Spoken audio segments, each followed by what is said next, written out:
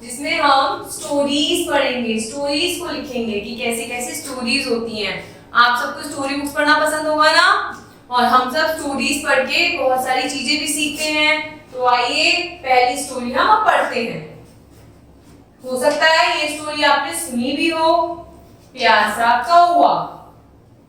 गर्मी के दिन थे, बहुत गर्मी पड़ रही थी। एक कौवा बहुत प्यासा था। ये रहा वो कौवा, और बहुत ज्यादा गर्मी का दिन था और ये इसको बहुत ज्यादा तेज प्यास लग रही थी। इसको पानी की जरूरत थी। प्यास बुझाने के लिए वह इधर उधर भटकने लगा। मतलब उसको पानी की प्यास कैसे बुझती है? पानी से बुझती है। अब इतनी ज्यादा गर्मी थी तो उसे कहीं भी पानी नहीं दिख रहा था, तो वो पानी की तलाश में इधर उधर हर जगह ढूंढ रहा था ताकि उसे पानी मिल जाए और उसकी प्यास बुझ पाए। उसे कहीं पर भी पानी नहीं मिल रहा था क्योंकि गर्मियों के दिन थे, कोई बाहर नहीं निकल रहा था, नदी तालाब सब सूख गए थे। अंत में एक बाग में उसने पानी का घड़ा देखा। भाई जब वो ढूंढ रहा था, सर्च कर रहा था, बार बार देख रहा था कि मुझे कहीं पानी मिल जाए, मेरी प्यास बुझ जाए, तो देखते देखते उसे ऐसा एक पानी का घड़ा दिखा। वह बहुत प्रसन्न हुआ। उसे बहुत खुशी हुई पानी का घड़ा देख के कि अब मैं इस पानी को पी लूंगा और मेरी प्यास बुझ जाएगी। उसने अपनी चोंच घड़े में डाली। भाई वो आया, उसने अपनी चोंच घड़े में डाली पानी पीने के लिए। घड़े में पानी बहुत कम था। देखिए आप देख पा रहे हैं जो घड़ा है, इसमें पानी कितना नीचे लगा हुआ है। अतः उसकी चोंच पानी तक नहीं पहुंच सकी क्योंकि चूहे की पक्षी की जो कौवा था उसकी चोंच इतनी बड़ी थोड़ी थी कि वो नीचे तक पहुंच जाती। भाई उसकी जो चोंच थी वो पानी तक नहीं पहुंच पाई। लेकिन वह निराश नहीं हुआ। उसको तो प्यास लग रही थी, उसे पानी पीना था। उसने हार नहीं मानी। उसने सोचा कि नहीं, मुझे इस घड़े में से ही पानी पीना है आज। उसने एक उपाय सोचा। उसके माइंड में एक आइडिया आया। वह पास में पड़े हुए कंकड़ों को घड़े में डालने लगा। भाई घड़े के पास इतने सारे कंकड़ पड़े रहेंगे, वो क्या करने लगा, इन सब कंकड़ों को उठा उठा के इसमें डालने लगा। इसमें जब कंकड़ डाले तो क्या हुआ, कंकड़ नीचे पानी ऊपर। कौवे ने पानी पीकर अपनी प्यास बुझाई और वह प्रसन्न होकर उड़ गया क्योंकि उसकी प्यास तो बुझ चुकी थी। तो इस कहानी से क्या शिक्षा मिलती है? उपाय करने से कठिन कार्य भी सरल हो जाता है। यदि हम उस कठिन काम को सोच सोच कर डरते रहेंगे और उसका कोई उपाय नहीं निकालेंगे तो हम परेशानी में ही पड़े रहेंगे। हमें ऐसा नहीं करना चाहिए।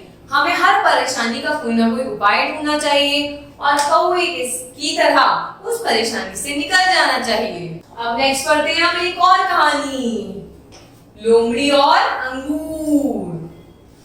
किसी जंगल में एक लोमड़ी रहती थी। लोमड़ी तो आप जानते हैं कैसी होती है, बहुत चालाक होती है। और कहाँ रहते हैं पशु पक्षी? जंगल में रहते हैं। वह बहुत भूखी थी। भाई उस लोमड़ी को बहुत ज्यादा भूख लग रही थी। खाना ढूंढते हुए वह एक बाग में जा पहुंची।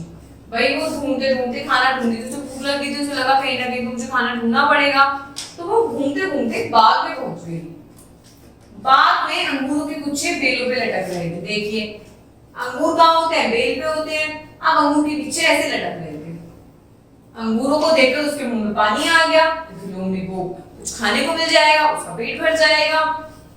वह अंगूरों को खाकर भूख मिटाना चाहती थी। भाई आप भी सोचिए, आपको जब भूख लगेगी तो आप कुछ खाना ढूंढेंगे और जब आपको खाना मिल जाएगा तो आप बहुत खुश हो जाएंगे। आप सोचेंगे मैं ये खा लूंगा और मेरे पेट की भूख शांत हो जाएगी। ऐसे लोमड़ी ने सोचा। उसने जब अंगूर देखे तो बहुत खुश हो गए, उसके मुंह में पानी आ गया। उसने सोचा कि अब तो मैं अंगूर खा लूंगी, मेरा पेट भर जाएगा। पर जो अंगूर थे वो तो ऊपर थे, तो उसने क्या करा, बार बार उछल उछल के वो अंगूर लेना चाहा। लेकिन अंगूर तो बहुत ऊंचे लग रहे थे।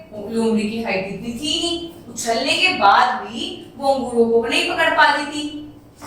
वह उन तक नहीं पहुंच सकी। वह हार भी नहीं मानना चाहती थी। भाई वो हार भी नहीं मानना चाहती थी क्योंकि भूख बहुत तेज लग रही थी। वह खिसियाकर कहने लगी ये अंगूर खट्टे हैं, मुझे नहीं खाने। भाई जब उसके हाथ में वो अंगूर आ ही नहीं रहे थे तो उसने क्या कहा कि भाई अच्छे अंगूर नहीं है, बिना खाए कि अंगूर अच्छे नहीं है, भाई खट्टे हैं, मुझे नहीं खाने अंगूर बिल्कुल भी। तो ये कहकर वो क्या हो गई, चली गई। तो इससे हमें क्या शिक्षा मिलती है? अपनी शक्ति की जांच करने के बाद ही कार्य शुरू करना चाहिए। भाई हमें पता होना चाहिए कि हम किस काम को पूर्ण कर सकते हैं। अगर ऐसा नहीं है कि अगर हम किसी काम को नहीं कर पाए तो हम उस काम को या उस वस्तु को बुरा बता दें। हमें अपने अथक प्रयास करने चाहिए और काम वही हाथ में लेना चाहिए जिसको हम संपूर्ण कर सकें। तो इस तरीके से हमने इस चैप्टर में 2 कहानियां पढ़ी, शिक्षा मिली। क्या शिक्षा मिली? एक तो हमें कभी भी हार नहीं माननी चाहिए, परेशानियों का डट कर सामना करना चाहिए, हर मुश्किल का हल निकालना चाहिए।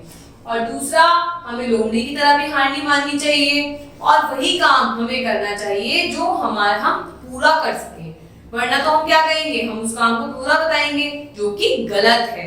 हमें किसी काम को गलत नहीं बताना चाहिए, उसको करने की कोशिश करनी चाहिए। धन्यवाद।